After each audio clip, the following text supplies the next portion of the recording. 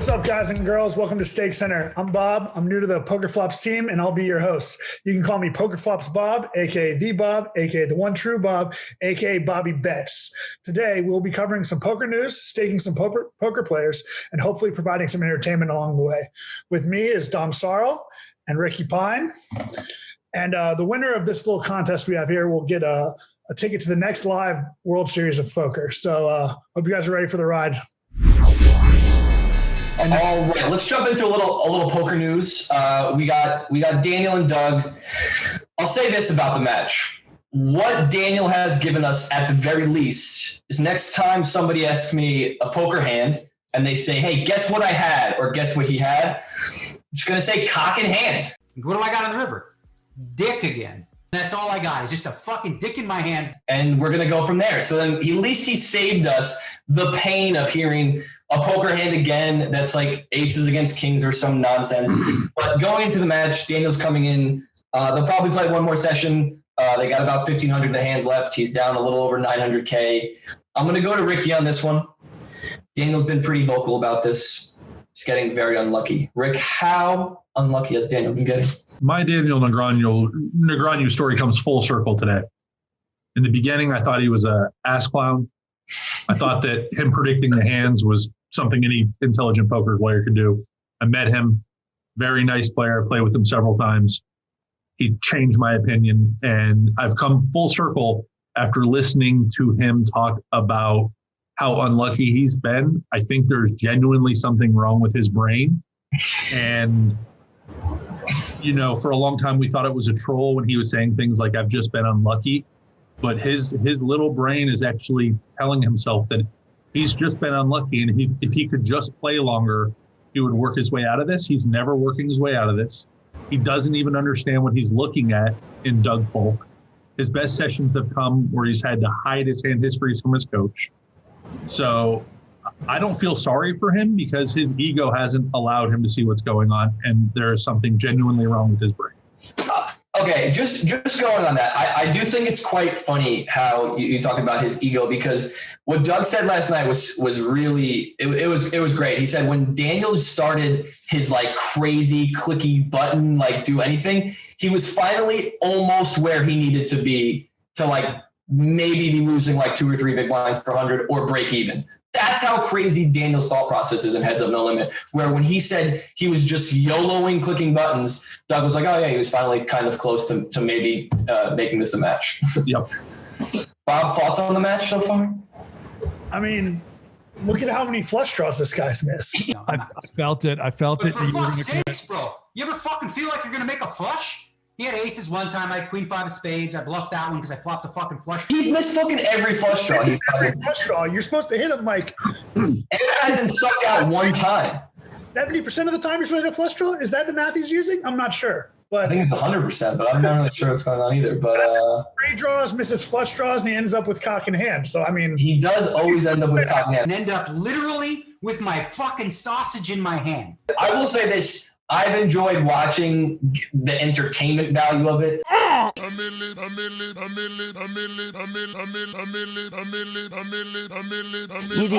Obviously, Doug's starting to post in bluffs. He's commentating live during his hands while playing 200, 400.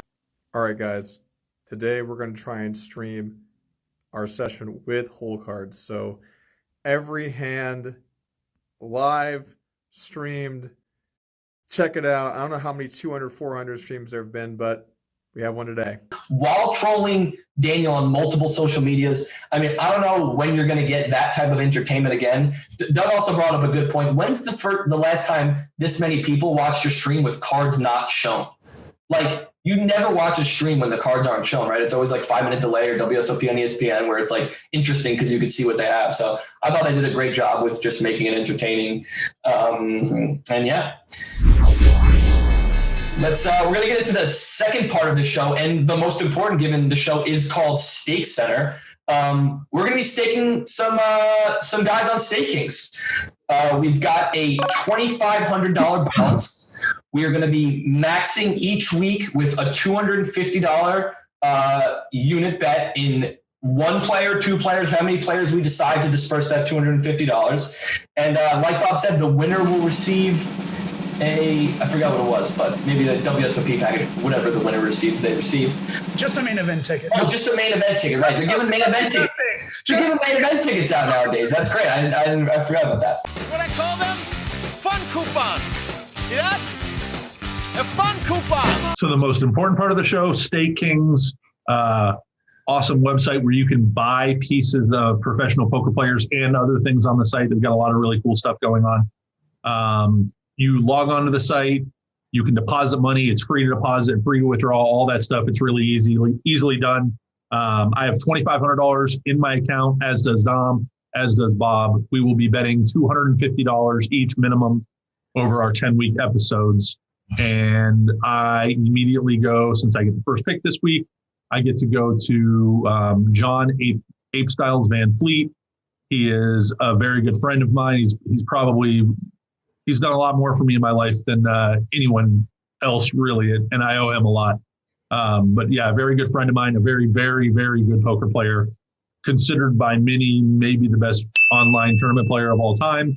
He has markup on his, and for those of you guys who don't know what markup is, a markup of 1.2 means you pay $1.20 for 1% of his action or whatever it's going to be, so it's a 20% markup. Since he's beating the field by a little bit, probably more than 1.2, you can still be profitable on this. If somebody was beating the field by 2.0 or more, they can even charge more markup. But John's markup on this site is very reasonable. It looks like it's 1.3 versus the US fish and 1.2 in the high rollers outside of the United States. I am going to be buying $250 of the high roller big game, $2,600 buy-in. I'm happy to do that, and that's where my chips are going this week with John Van Fleet. Robert. Before I let Rob go, just wanted to state I assume him at 1.3 is the most profitable buy on StakeKings, unless you buy their premium package, which I believe is $19.99 a month, and you get Mr. Slayer V1 fan, or Slayer 1 fan, sorry, I used to mess up his name, at 1.15 and 1.25. You probably can't beat that, but you're going to have to pay the $20 a month, which is definitely worth it. Bob, StakeKings picks. All right, guys. So as a live pro of the group, I'm going to have to go with a live player here. We all know how soft live poker is. Live poker. So we have Joey Weissman playing the $1,100 Venetian, $350K guaranteed. He's charging a 1.5 markup. This guy has 3.2 million in cashes live. He goes by the name of Blips and Chits on ACR. And he's offering staking for up to 6 bullets. So what I'm going to do is I'm going to go with 125 of my money onto bullet 1, and then 125 of that onto bullet 4. We don't want bullet 2. We don't want bullet 3. Those are dust bullets. Everyone knows that. They're dust. We're going to go with the first bullet. He's going to come out firing, either running up a big stack or not.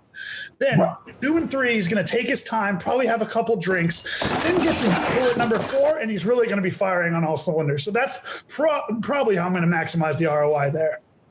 That's actually really smart, because by the time you get to bullet 4, you understand you need about like 7th place to break even in the tournament. So you don't want to go past bullet 4, knowing then you probably have to win to show a profit. So I really like that strategy that Bob's using on Mr. Joey Weissman, who 3.2 million. Who fucking knew that? I guess Bob did. Robert, how many bullets does he have on there? Oh, he's saying up to 6 bullets. So this guy's ready to fight. What is the markup on his 6th bullet? Just curious. It's still 1.5. So like, 1.5 on his 6th bullet. That's markup, police. That's fucking ridiculous. I think on bullet 5 we go 1.4, and honestly at bullet 6 you sell at fucking even markup, and you just pray that you run a little bit above EV and we cash this goddamn thing. Yeah, I think bullet 6 at any type of markup is an abomination to the game. Agreed. And you know, for what it's worth, my guy has $400,000 in live winnings. So yeah, I guess you did pick the better player, since your guys have $3 million in live winnings, Bob. Right. So live congratulations. You got live player, baby. You paid the markup too. You paid the markup. Yeah, you go 1.3 for bullet 5, and then you don't charge any markup in bullet 6. No. Just pray that you cash that puppy. So yeah, we'll go with that. All right. This one kind of hurts because I did log on to StakeKings a few weeks ago. scrolled through their player list, and Mrs. Katie Stone popped up a lot of places. I didn't know Katie Stone. I did invest in some of the players on there. Some of the guys we'll be talking about, John Van Vliet, Slayer, a couple other guys. One of the DFS guys. But Katie, I missed, and she shipped a WSOP circuit event for $18,000. I believe she sold at least like a quarter of herself, or maybe even a third of herself. So somebody made some money. I think I saw $60 turned into like maybe $4,000 or $5,000. So Katie Stone is going to be my $250 investment for this week. I'm going to buy Katie's $215 35K guarantee on Party Poker at 1.28 markup. I think it's very reasonable in this field. And I'm going to buy $60 of that and $130 of the WSOP. She's hot on WSOP. Wi-Fi is hot wherever she is. $320, 100K guarantee, 1.28. You know what I like about Katie is she just won a tournament. She could have went 1.3, 1.4, maybe even 1.5. I don't know. Who knows? People are fucking crazy these days. She went 1.28. I'm going to give it to Katie Stone for this week.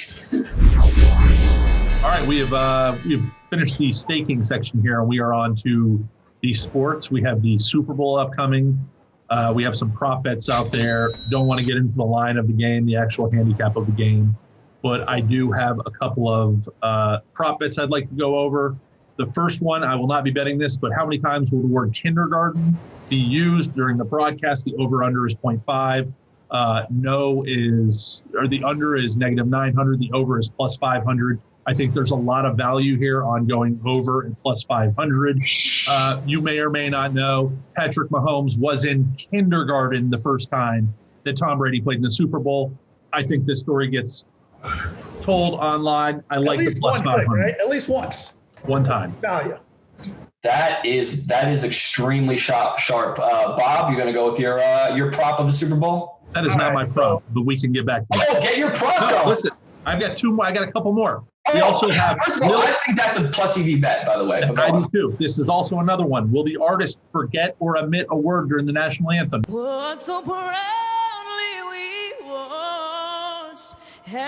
Yes, +1,200. No, -5,000. Nobody wants to lay the -5,000. One time in the last 27 years has somebody forgot a word in the national anthem. It was Christina Aguilera, 2011. Move on. I heard she didn't pass the third grade. You lay that juice. You do lay the juice on the -5,000. The next one. Wow. What word will be said first in the Super Bowl? Groin or hamstring? If you look at the injury list, linebacker Levante David, questionable with a hamstring. Plays or doesn't play. Hamstring's got to be plus here at -120. I'm laying that. And the last one I'm actually betting. Will Tony Romo correctly predict a play on offense? Yes, -130. No, -110. Have you ever watched Tony Romo or listened to him announce a game? This is the easiest money. I'm slamming all $100 in my sports bet at -130 that Tony Romo correctly predicts a bet. Bob. I like it. All right, guys. That up. You're putting all your money in Tony Romo? Yes. Holy shit, Bob, you have to have something better than that. We'll talk next week. I got the best bet that the casino will offer you. It's a bet at -101. So you're not even paying the normal juice here. Baby juice. This is the coin toss. Heads versus tails. Some little facts known about the heads or tails bet. 6 of the last 10 have been tails. 4 of the last 5 have been tails. That means tails are hot. Tails never fails. Easy. Put all your money, well, all $100 on sports I can this time, on tails. All right. Bob's going with tails. Of the 3 props that Ricky said, he's going with by far the worst option in the Tony Romo correctly predicts a play, because I've seen him commentate games. It gets a little bit dicey sometimes. But I'm going to give you the actual stone cold lock of the Super Bowl props. Okay. This one, I only have 100. If I had more, it would all be going on the national anthem. Depending on what line you can get, I see 1 minute and 59 seconds. You might be able to get 2 minutes and 1 second as the highest line. Over being even money. Under, you're going to have to lay the juice at -140. But you have to slam the under, and I'm going to tell you why. Jasmine Sullivan teaming up with Eric Church. I watched a YouTube video of Jasmine Sullivan singing in a classroom back in 2018. I'm not sure what song it was. She enjoys the harmonies. She's going to really carry out those notes. And the problem is Eric Church has to get in there as well. Who knows? Are they going to do it? I guess they're going to do it together. Are they going to take turns and verse it? Who knows what's going to happen, but it's going to take longer than 2 minutes. You can put every dollar in your bank account that is going to take longer than 2 minutes. I mean, under 2 minutes, over 2 minutes. Sorry. Over. We're going over. I messed this one up. So this is why we have to do it multiple times. You did. I got too excited. See, this is what happens. And we're going to blast the over in the national anthem. Boom. Bob, take us to the out. Oh, you were doing the out, bro. Dom, you're doing the outro. I'm doing the out, too? What am I doing the out? Oh, the $100 giveaway. Fuck. I would have done it. You said You should have just done it. See, this is why.